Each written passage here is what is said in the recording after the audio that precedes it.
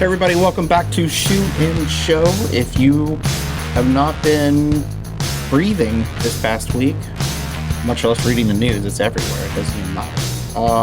Whether you're watching the news, reading the news, I'm sure you heard it from friends, but there's a new president in town in Washington, D.C. So with that brings a slew of dynamic shifts. I would say policy shifts, political shifts, economic shifts, and social shifts. It's the full. It's not even a trifecta. It's the fourfecta. Apparently, Matt. Yeah. So, this is really quickly looking at early days of Trump's presidency. He was sworn in. He has walked into the Oval Office, and he immediately has a hand cramp from the number of executive orders he's signing. Yeah, I mean, no matter how you feel about the president, the dude, he knows how to put on a show. If you just think about the inauguration, moving in inside, I mean, it was cold, but it wasn't like terribly cold. I mean, it was cold. I don't want to, but you could tell, like, I bet a lot of it had to do with the optics because it was, I think all three of us know the Capitol Rotunda room is probably the prettiest room in all of Washington, D.C. It's just beautiful. So he did that, and then he did the Capital One Arena where they literally had a desk on stage while he did the Capital One Arena rally with 20,000 supporters, and then a 90-minute press avail in the Oval Office in the night of the 20th, where he signed a ton of these executive orders, including the one that's most important to us, and that's the America First trade policy, which is kind of an encapsulation that we should break down on this call or on this podcast about all the things he wants to do with trade. But what we didn't get, and Thomas will bring you into this conversation, we got the laundry list of things we want to focus in on, which is not new, but we did not get tariffs on day one. We didn't get 10% on China out of the gate. We have this veiled threat against Mexico and Canada, still 25%, but that's not, that wasn't put into motion. So the hyperbole was still there, but we also didn't have the action right away. And it's this is the intel we were sharing with our members. We were telling them that, look, it's going to be a lot like immigration where there's a lot of hyperbole, mass deportations and the like, but they start small. Same thing here. Lots of like bombastic rhetoric about what can be done and what he's going to do on day one. But it was really just the launch of some investigations on what can be done. And so I don't know about what you thought about it, but, I feel like we have a slight breather, even if it's for a week or two before things crank back up. But, I welcome your thoughts too.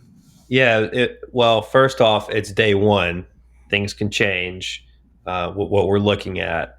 But it was not what some people were predicting, this massive new use of the International Emergency Economic Powers Act on day one, hitting Mexico, China, and Canada on day one with new tariffs. That didn't happen. It's really a list of things. A lot of them he did during the last administration. So if you look at the top, he wants the Department of Commerce to investigate the causes of our trade deficits. That's exactly what they did last time. Back in 2017, they did an investigation. They had a hearing. They had public comments. We actually submitted comments for that back in 2017. Talked about looking at unfair trade practices from other countries. That's the 301 process. We go back to last time. He did that for China. We're well aware of that. But he didn't just do it for China. He did it for the EU, for France, for Vietnam over currency, as well as timber practices. He did it for a number of countries over their digital services taxes, countries like India and Austria, Spain, Turkey, the UK. And then USMCA, that was another one, which we can get into this in a minute, but he could also be setting up a position of strength for negotiating that, because in 2026, there is a review. That's part of the agreement. They have to go back and look at it, and all the countries have to come together and review what's going on with the state of everything and possibly renegotiate some things.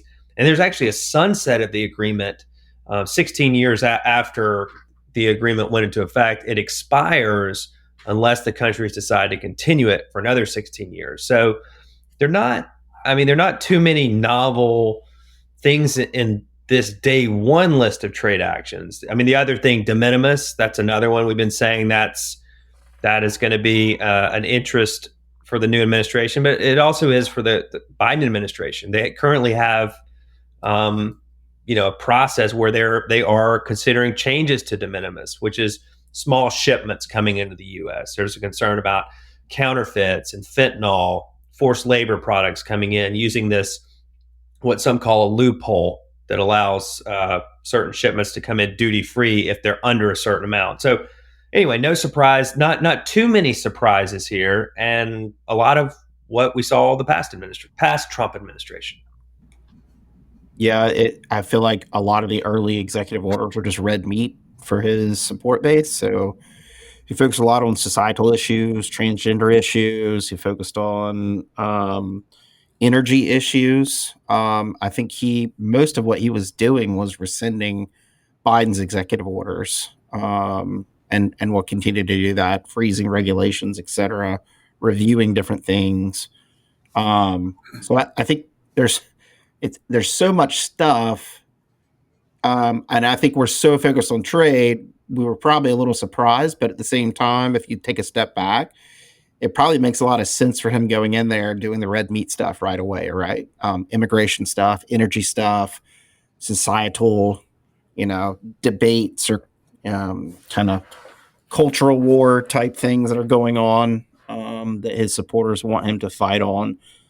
So those kind of came first. It's interesting that they stacked on. It's clear the new administration has an agenda and they are executing against it by having all these executive orders already written out, prepared. They basically only had to walk in the White House and print it out on the letterhead and stick it in the book, and Right. he's already off and signing it. So they clearly understand levers of power. They spent the last 4 years, many of his team, looking at what they would have done differently had they got in, and so they're much more astute, probably more vindictive than they were in the last time. Far more professional, Andy. I mean, just go to whitehouse.gov. I went there this morning to pull down the executive order, and it's a visual potpourri of America rocks imagery, videos, flyovers, flags, the president. I mean, it's just they're much more, to your point, much more organized than the first time around, and I think it's showing. And I mean, this is just one example, but yeah. And we could talk. I think the other thing is strategically, by not starting with the tariffs, he's not having to answer any questions about inflation right off the bat. Inflation is the third rail of politics right now. Obviously, cuts to Medicare, Social Security, kind of fixed programs. Those have always been the third rail. But this you can add to the list right now, because I think it's the singular issue as to why there's not a Democrat in the White House right now, and why Trump is in the White House. And you can say what you will about Trump, but he's a very good politician, very good politician. And he probably understands that it can, if you start making missteps and start focusing on those kind of hot topic issues right off the bat, it could derail the other thing. So I think he's going to continue to lean into immigration and energy a lot right now. And I think they're going to try to figure out where that inflation, where it's headed, what the Fed may do. I think they're going to, so they'll keep focusing on setting the agenda for trade, but action wise, it seems like, and there's a couple of reports that I've seen, and we could talk about these, but it's more strategic to hold his fire right now as Congress is looking at a tax package. Right. And they need pay-fors. So it's strategic to hold off right now. He also has talked about wanting to go to China to diffuse kind of this kind of situation between the two countries within his first 100 days. Now, whether that happens or not, but there's no reason to enact tariffs on China ahead of a meeting with the president of China, because it would reduce his hand at the table. So holding it back and sitting down at the table will give him greater strength and leverage. So I think there's still, are tariffs going to happen? Yeah, pretty sure. But it goes to show you that as ideological as they've painted everything, they're pretty pragmatic right now about it, I think.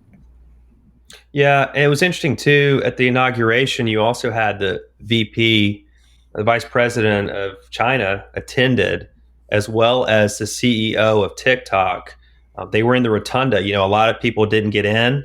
People were in the overflow, but both the Vice President of China and the CEO of TikTok were there, kind of front and center.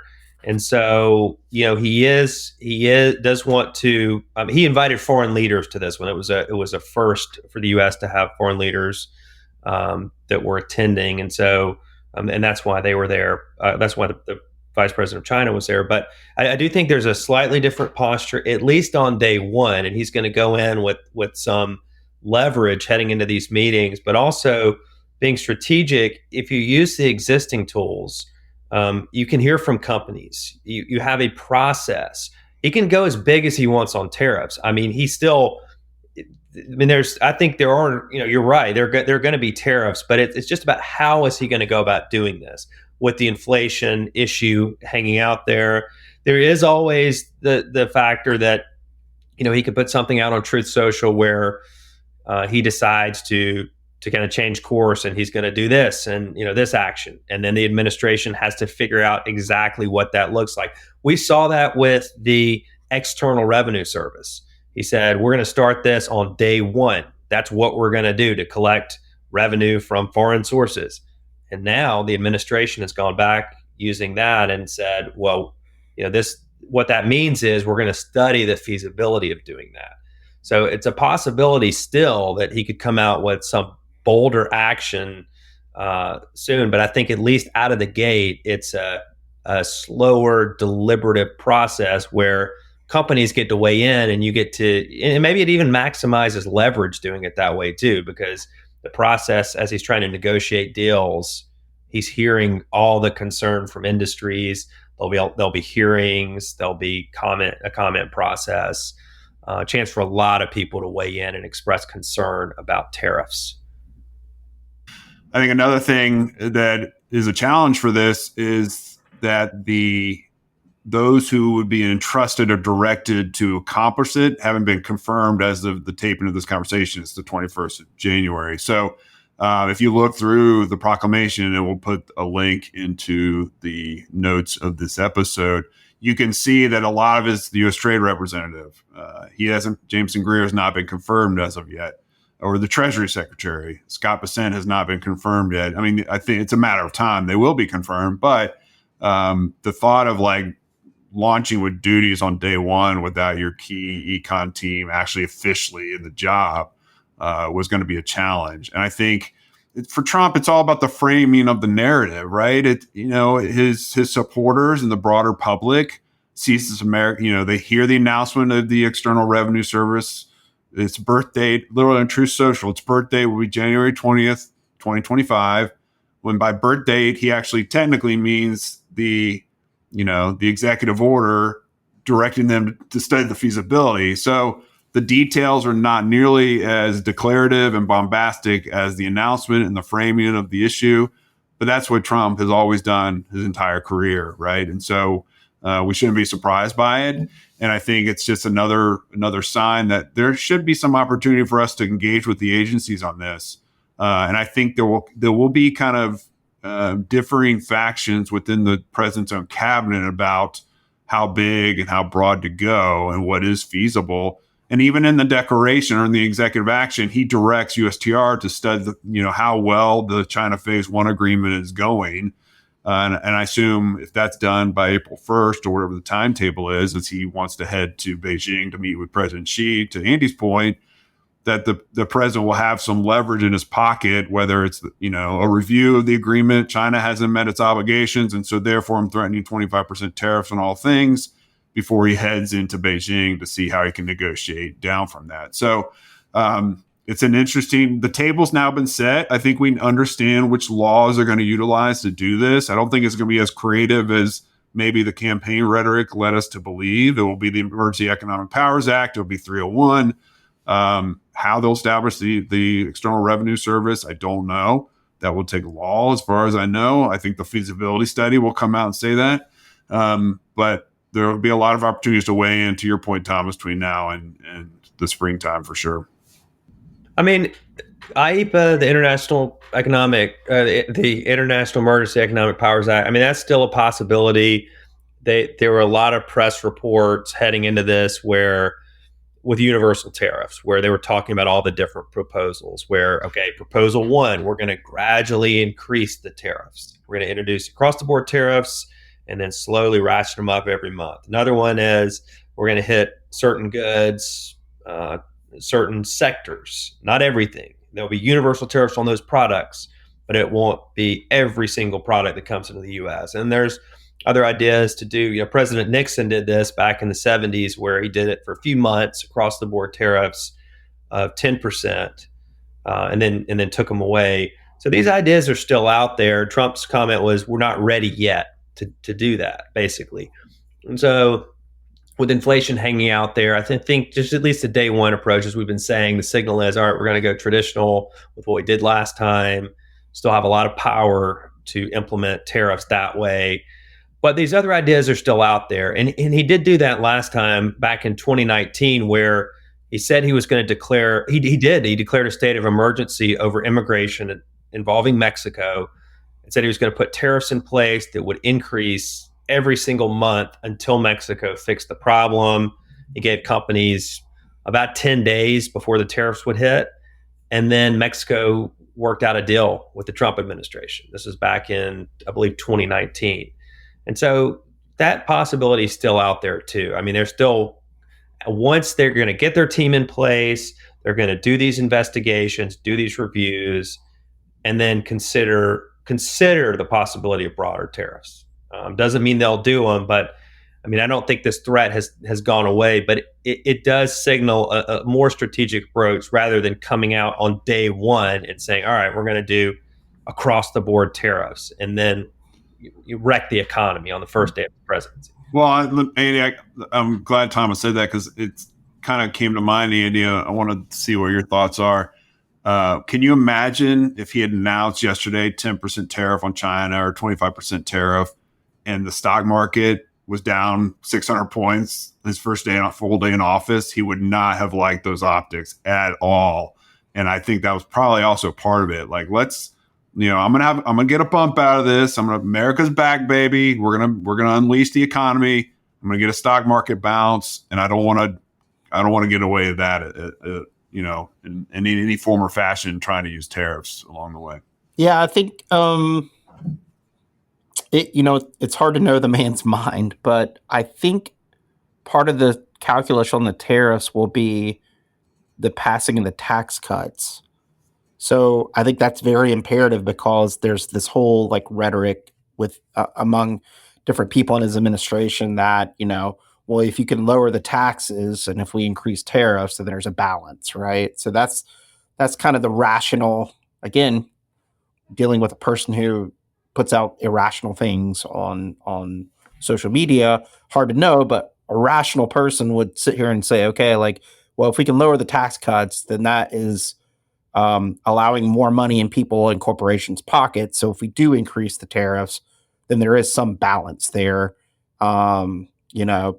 providing that inflation, kind of leveling it out to where it won't be that bad, right? So I think there's something there. And I think, honestly, immigration is sucking up a lot of the air in the White House right now, and energy policy. That's the other thing too, is they want to increase exports of energy.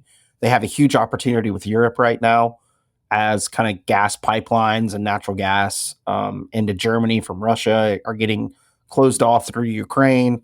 So there's a huge opportunity and a huge market expansion for the U.S. to grow its energy exports. And I think that's a huge boom too, because there's more revenue there for the government for that reason. So there's just kind of these different moving pieces keep happening. And I think Matt and Thomas, you're both right. He talks a lot about the tariff stuff, but I think those pieces need to be moved on the board to the right areas before he starts to really enact that. And he's got 4 years. He doesn't have to do it right away. I think the point is, for a lot of his supporters, is that he's in the White House, so everything's instantly better. They imagine America's back. Everything's better. He's in the White House. So it doesn't, like we're back like instantly. So he has plenty of time. I don't feel like he has any pressure. He talked about the tariffs. No one's asked him to enact the tariffs. No MAGA person's been like, if we don't have the tariffs, this is going to be a terrible presidency, right? Like they trust him. So he has plenty of time and space to do what he wants. It is a very meticulous. I think he's driven a lot, Matt, to your point, around, how he looks, his brand image. And he wants the largest, stock market ever, right? I think it really dug at him that, he ended on a bad note because of the COVID issue and a down market. And then he looked at Joe Biden, and Joe Biden's market cap went significantly, higher than other presidents. I think that digs at him a lot. And so he wants to juice that as much as he can. So that I think there's going to be balance. I think there'll be balance there. But again, he could get pissed off in a moment's notice by by something Canada does or Mexico does, and he'll shoot from the seat of his pants. Like it doesn't.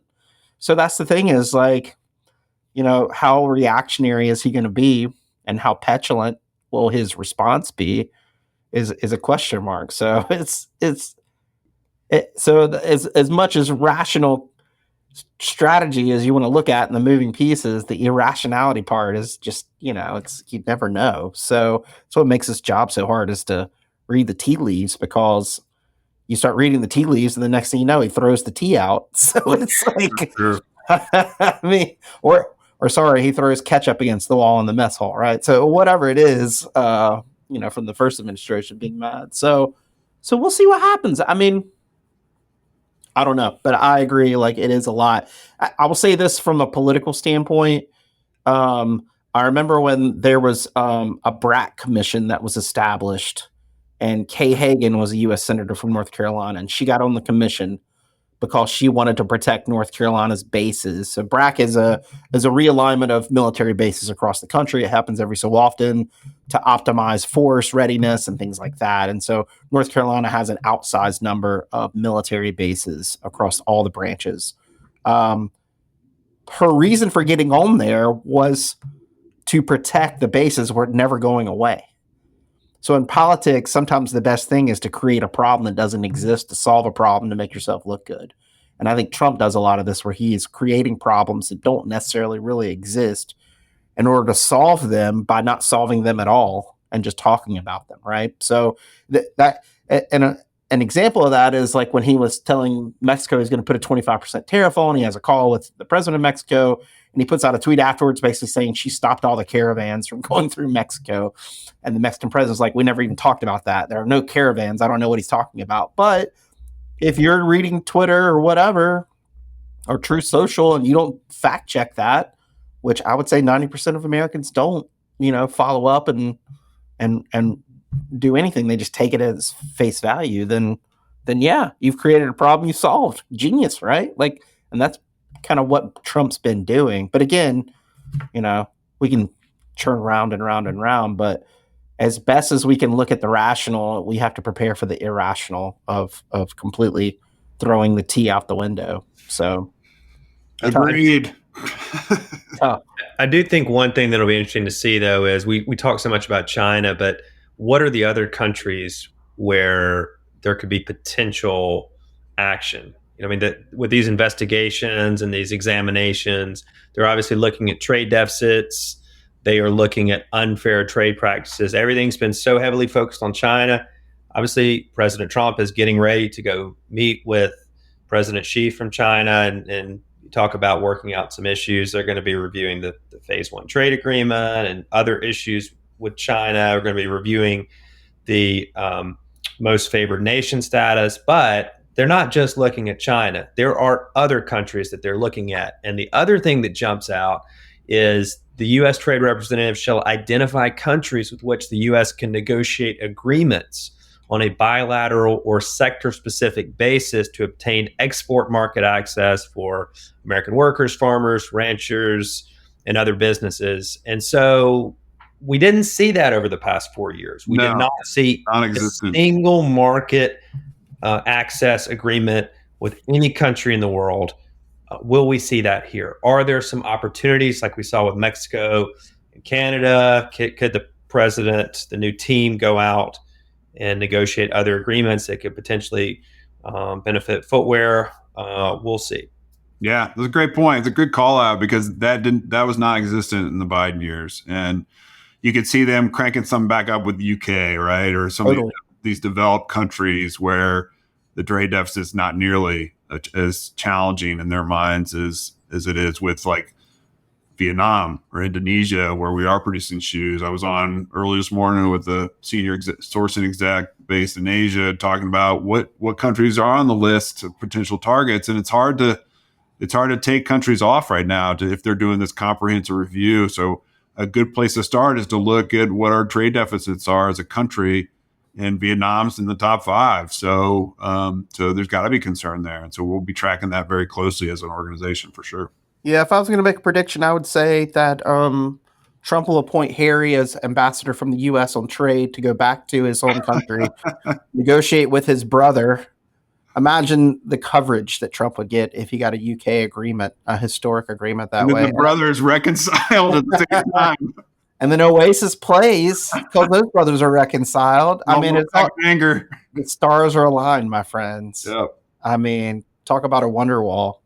But I also think it is possible that there could be a new Europe framework on trade with the U.S. because Europe is in a very bad spot.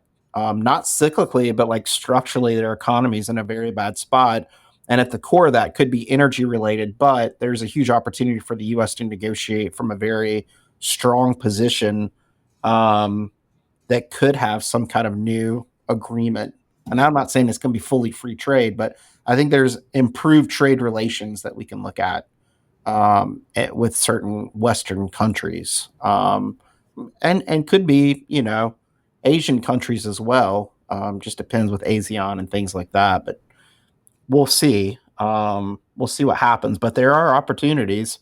It just may not be the markets that would hugely benefit footwear, right? Like Right. We do have some shoes that come from the UK. We do have some that come from Europe. It's not a large portion, but in this day and age, we'll take whatever we can get. I mean, free trade is a momentum, right? Like if we can get one or two, it will hopefully change the narrative of, and even put trade on the agenda. Because I would, to end this conversation, the last 4 years of trying to even talk about trade on Capitol Hill with staffers has been non-existent. Like it hasn't been a priority and it hasn't been a thought. And so just getting it back on the agenda, if you're talking about it, I think can be very positive. So a lot more to come, but that's kind of where we're at today. I anticipate by the time this podcast goes out, we'll see a lot more executive orders. But I think we could probably all agree that the tariff issue right now, while he may put out an executive order talking about it more so, I just think we're in purgatory right now. It's the best way I can put it. Purgatory is probably a good word. Where it's just we're in the middle. We don't really know yet, but we're anticipating something, but not yet. So, but I don't know, Matt. If having a delay, is that a win? I mean.